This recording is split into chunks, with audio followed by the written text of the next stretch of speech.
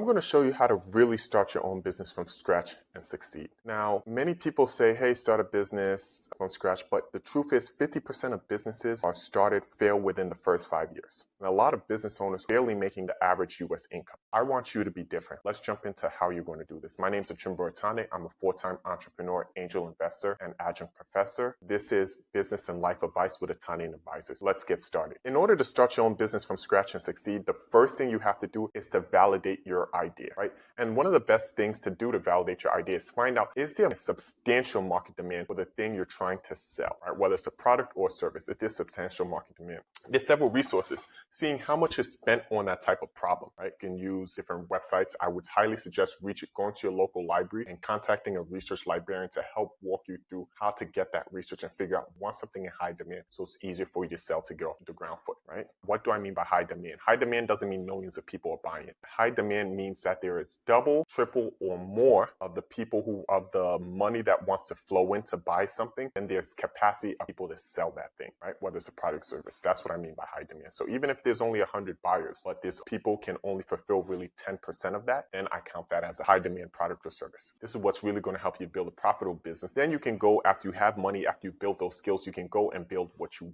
really love to build, right? What you really want to create. Let's first get you focused on helping you scale up, get that capital, and then you can go on and take risk because now you have capital, now you have resources, etc. Now let's jump into the second part of that. All right, so you have to validate your ability to sell it. So go out and try to sell that thing. What are feedback from paying clients or potential paying clients? So whether they are willing to buy your service or product or what they want you to change before they'll buy your service or product. So that's what you really want to go. You want to validate that you or your team can sell this. As you're doing this, you want to focus in on what's making what you're selling unique and special to the customer, right? So that's how are you going to stand out in the market? How are you going to continue to drive demand? How are you going to compete? Next, I want you to create a simple business plan, not a 30-page document, maybe a 5-page document, maybe a 3-page document where you're going through the business model. Who are your customers? How are you going to create the product or service? How are you going to continue to deliver it? What are your expenses, right? How are you financing it? What's the profit margin, etc. So go through this so you really understand the business model and you're going to iterate, right? It's highly unlikely that your financial projections will be correct, but you need to go through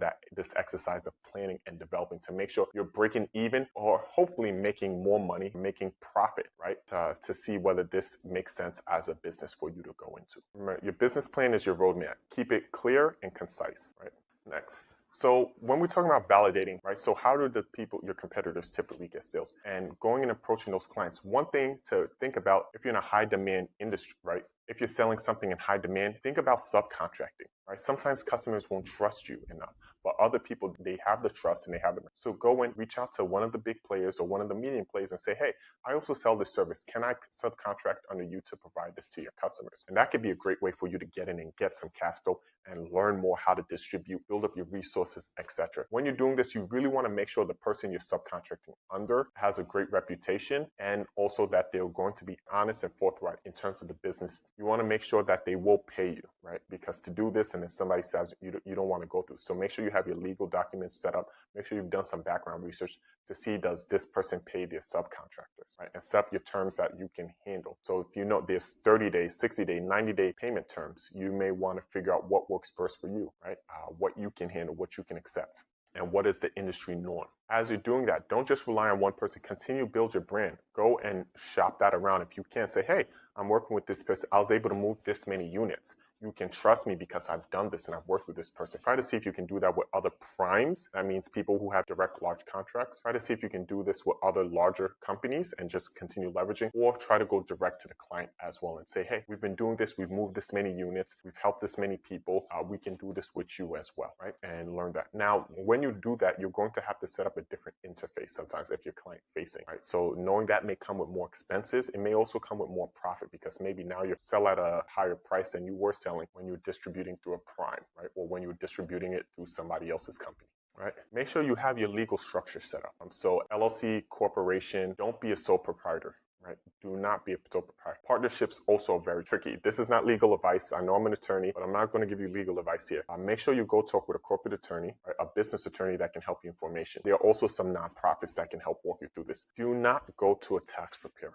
Tax preparers know some of the tax implications, but they do not know all of the legal implications, and sometimes they think they do. So that can be dangerous for you. Don't go to a tax preparer to do this. Find an attorney, find a nonprofit. For those of you who need help, you can also possibly look at some law schools, right? They have clinics where you can go, you can reach out and say, hey, I need help creating my LLC, creating my C Corp. They can walk you through what's the pros, the cons of that, and that could save you some money while you're starting up, and then also help you develop relationships as well. The last thing I'm going to say, to really succeed in here, after you have the business model right, after you started sailing, is you have to balance marketing and operations, right? So marketing is what's getting you your sales, right? So you need to continue getting sales. You need to continue building revenue. You need to get more clients in when you have a profitable business model. You want to get more of that flow in. You also want to make sure you're optimizing and building out your operations. Operations is essentially how you fulfill that promise. You do the thing, or you give the thing you promised the customer, right? So that's operations. And you want to make sure both of those are working really well. So you're going to try to find the formula, and the formula changes from stage to stage. What works best for you and what will help the company to continue growing at a rate you can keep up with. Right? That's all for today. My name's Achimbo Atande. This is Business and Life Advice with Atande Advisors. What tip did you find most helpful? Leave that in the comments. I'll get back to as many of you as I can. Don't forget to like, share, and subscribe. God bless. Have a great day.